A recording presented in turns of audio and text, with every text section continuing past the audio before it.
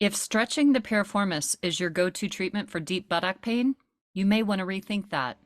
Listen to today's podcast to learn Dr. Sarah Duvall's approach for more significant and effective results. Hello, friends. This is Lynn Schulte, and you are listening to the Birth Healing Summit podcast. We are here for meaningful conversations that will transform the way you work with pregnant and postpartum clients.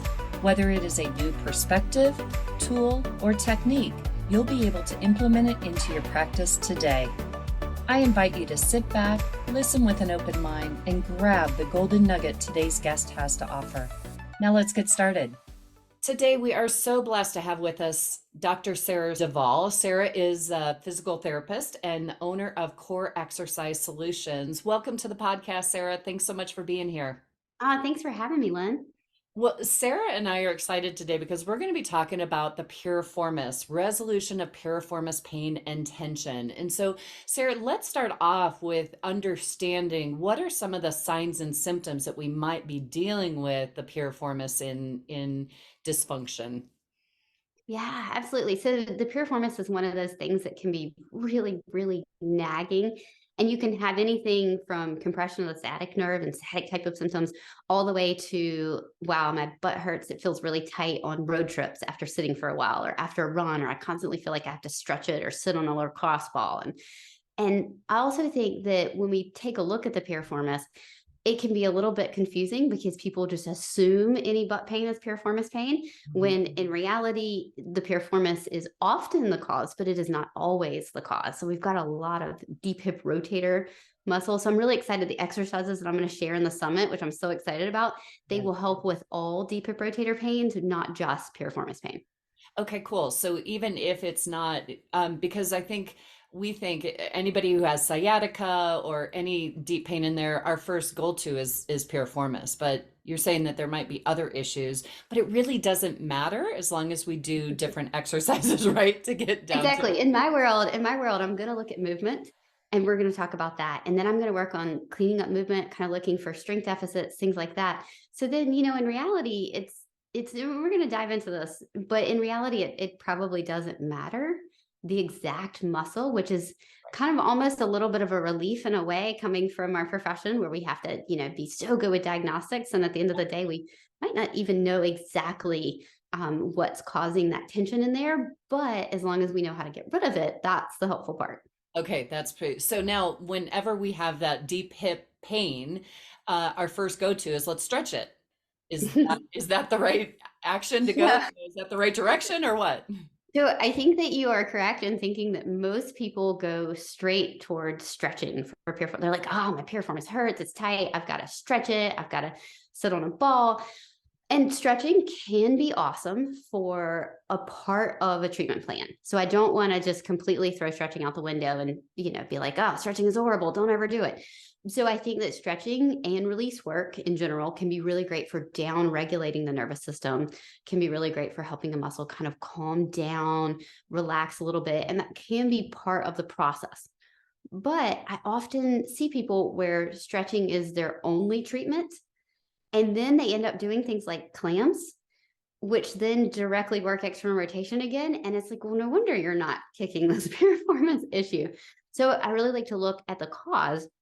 And for me, I often see piriformis as being a bigger issue. So the piriformis is just a symptom and it's not the cause of the issue. So it's just kind of where the issue is coming out, which is why it's kind of irrelevant on whether or not it's the piriformis or the obturator internus or any of the other deep hip rotators, is because they're just simply a symptom of what's happening with that kind of greater kinetic chain. Yeah. Okay. So wait a minute. I want to just go back there because I know some people listening in will be like, well, what's wrong with clams? I mean, stretching and strengthening, that's what we do as PTs, right?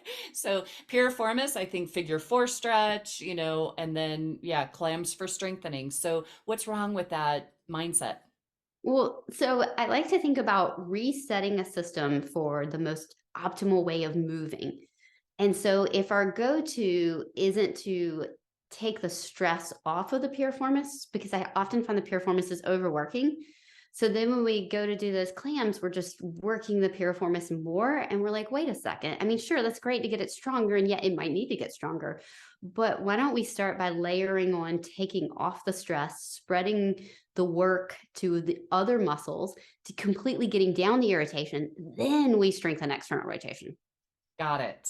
Okay, so there's other steps that we have to do before we actually go to the actual strengthening.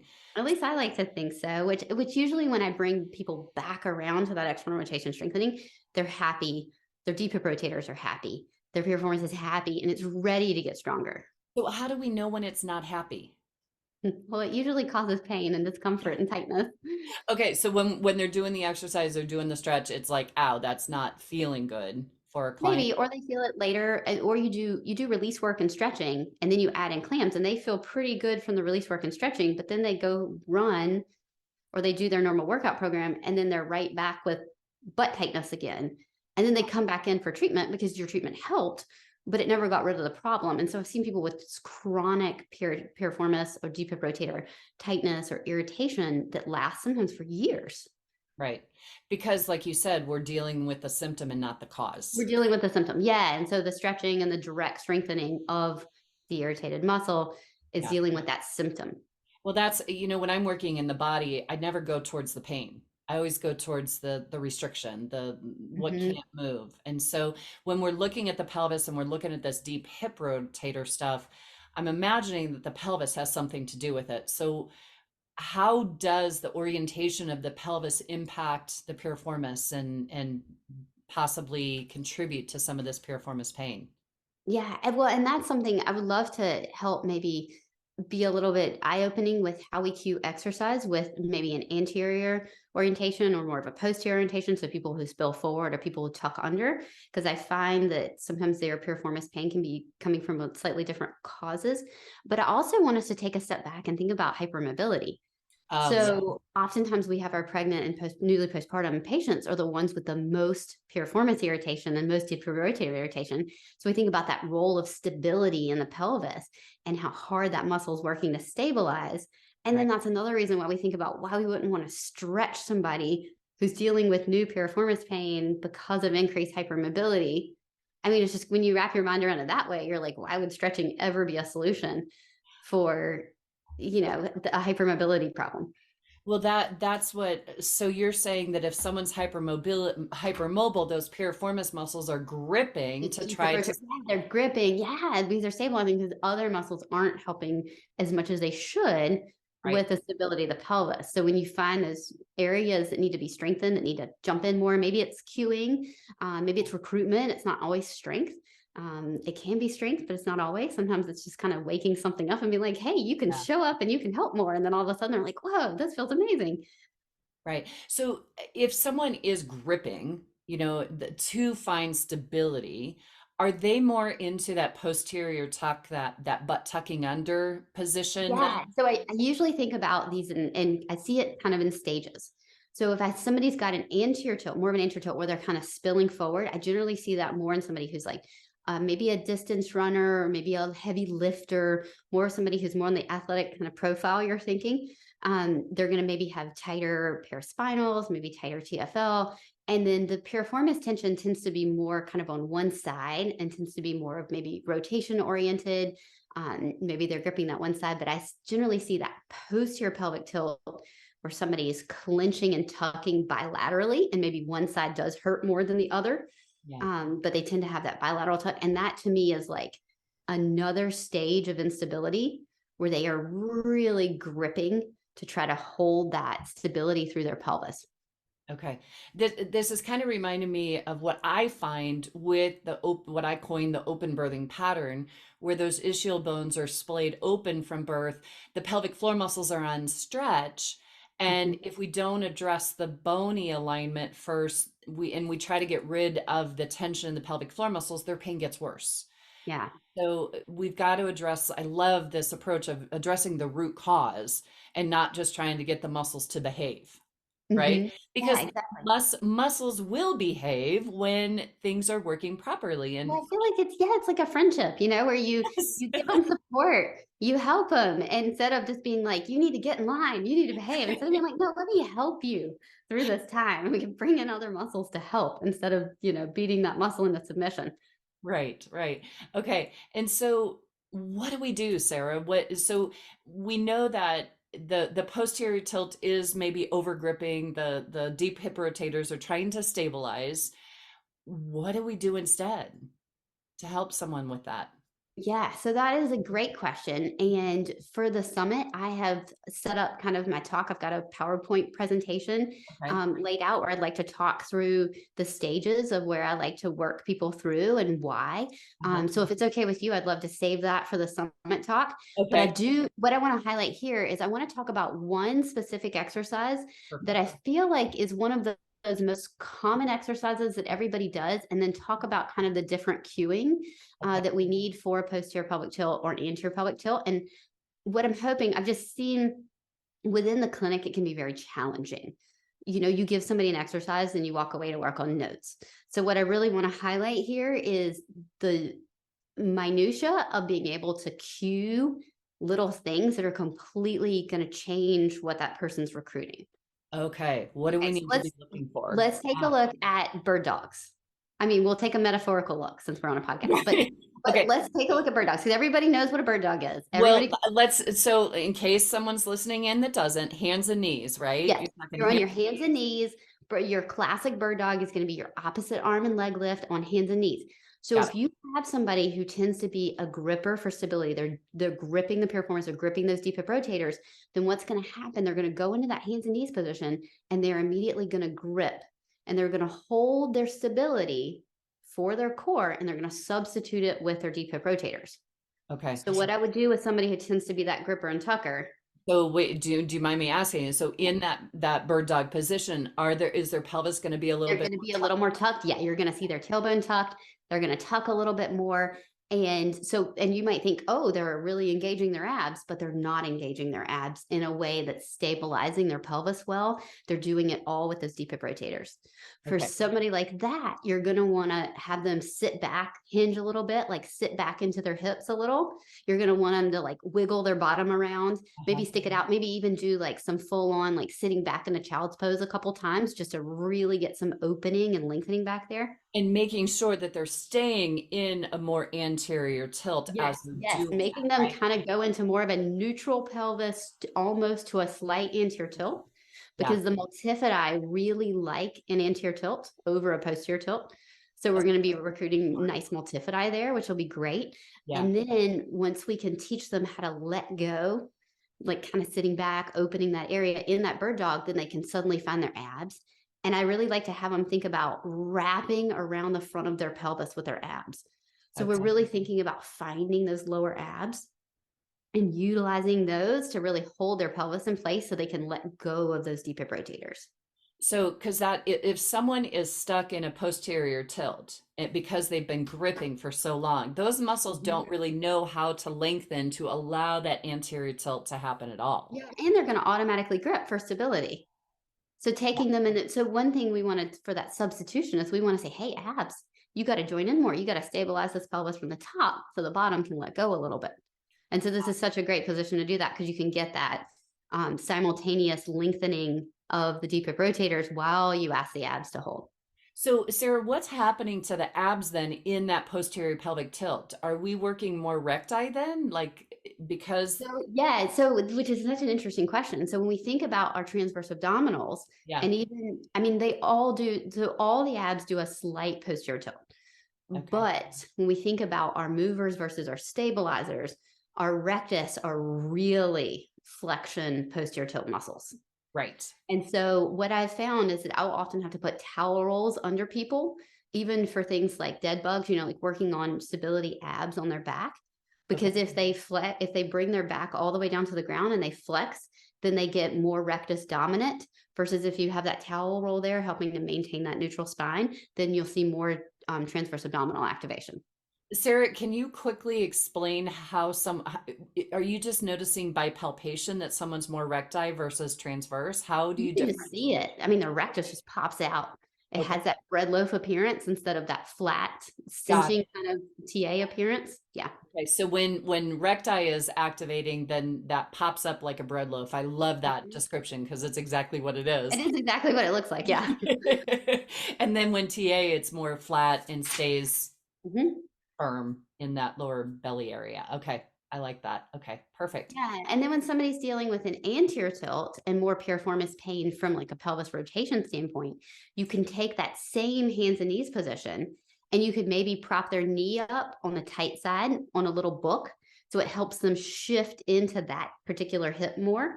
Ooh, Yeah, that's and so then that can really open up that side, and then you could do bird dogs from that kind of open, shifted position. So you're teaching them to stabilize with that hip open and teaching their abs to work with that side of their hip open. And so that can be a cool, like the way we might change it from somebody with a posterior tilt to an anterior tilt. And somebody with an anterior tilt, I might actually have them tuck a little bit because they've been sitting, spilling forward, and the piriformis is more gripping to control the spilling forward so. versus the bilateral.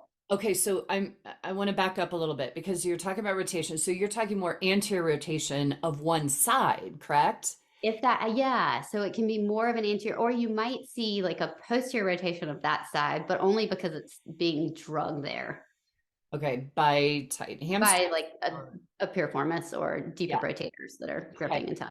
And so when someone has a one side anterior rotation, because we don't really know if we're just looking at their positionally, whether one's anteriorly or one's posteriorly, aren't they kind of relative to each other? Yeah, and it's so interesting how we can change things with a little bit of gripping and tension, and then once you get rid of a little gripping and tension, something else comes out. And so I tend to put more stock in like, oh, this is tight, this movement is restricted. So I would watch somebody squat in an anterior tilt and let's say that's their right piriformis. So when they sit down in a squat, you'll distinctively see them shift into their left hip and they Okay. won't sit into that right side. And so then you're like thinking, okay, I need to get them to sit into that right side. I need to teach that piriformis or those deep hip rotators how to lengthen, how to open. Okay. And so someone in that situation, then if you put him into bird dog, which leg would you have up on the book then? Whatever side is the tight piriformis side. Okay. So in your So they can description there, really sit into that hip more. description, you were talking about the right side being tight and not being able to. If the right one's tight, then I might prop their right knee up just a little bit on like Okay. maybe, like a half an inch, not even like a big book, but just Yeah. something so they can really own that opening position on that side. What does that do? What does that Well, block do then to help you've them? got to feel it. It's Okay. like a full hip shift. It's like you take the hip into internal rotation. Okay. Where their piriformis and their deep hip rotators are gripping into external rotation, you're taking them more into an internally rotated state. Okay. Oh, And very. then the other thing I might do for somebody who's in a bilateral anterior tilt and gripping with that piriformis is I might help them find hamstrings on the wall. So if they back their bird dog up so their feet are against the wall and then Okay. they pull up on the wall with their feet. So if you can picture that, then they turn on their hamstrings, Yep. which then gives them some pelvis anchoring and then can help provide stability. And Okay. so that gives you another source of stability with the abs. And so that can help when hamstrings turn on, that can help the piriformises kind of chill out. Like, mhm. Okay. And so are you with feet up against the wall in that bird dog position? No, I'm sorry, dead bug position. Um, Or bird dog position. bird dog position. Yes, you back up to a wall. Oh, and then they're Drag. just You can create a pushing it. hamstring drag on the wall with your feet, and then you can just lift your arms. Okay. Oh, got it. Okay. That's what I was wanting to do. Okay, great. Once we activate the hamstrings, then what? So then we're using arms or, yeah. It provides, yeah, stability through the abs.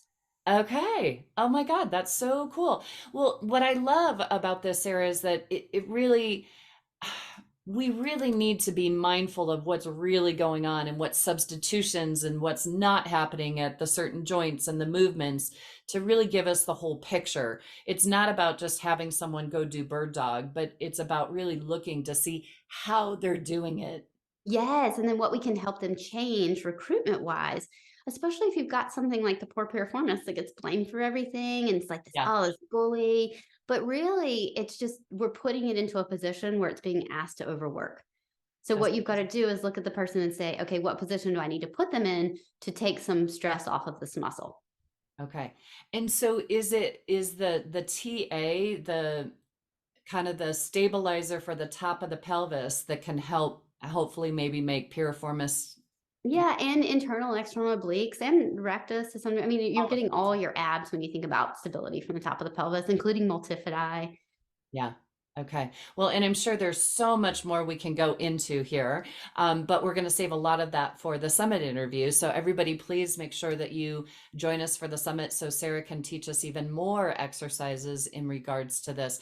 Any last little tidbit that you want to share with us about the piriformis before we say goodbye in the Oh, yeah, podcast? I'm just excited for the summit interview. Yeah.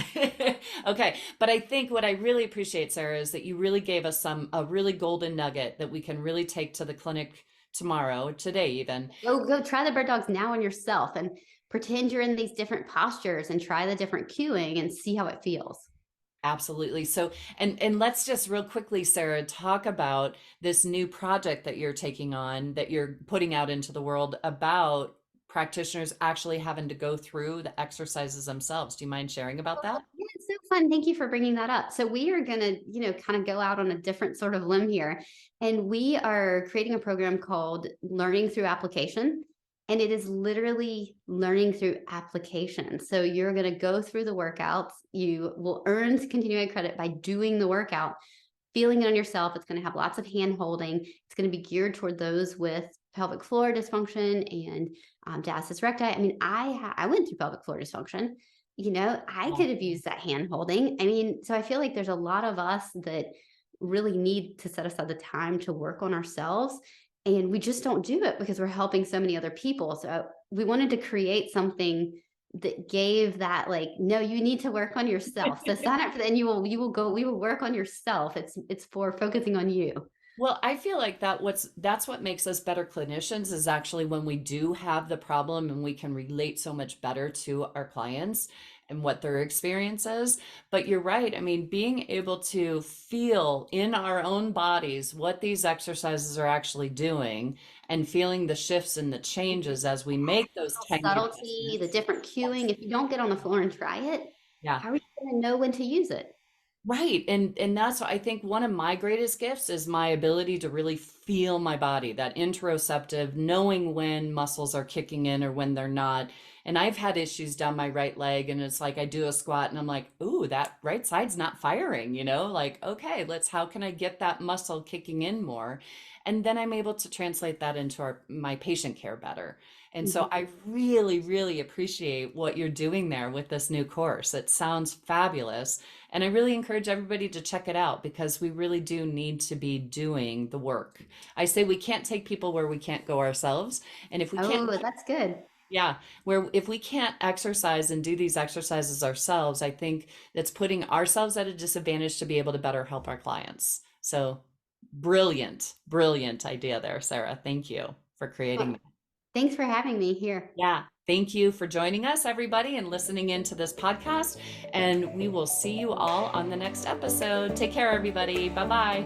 Today's podcast was brought to you by the Institute for Birth Healing. To discover more, visit instituteforbirthhealing.com. To claim $50 off of any online course, use coupon code podcast50 at checkout. Till next time, I'm Lynn Schulte, founder of the Institute for Birth Healing.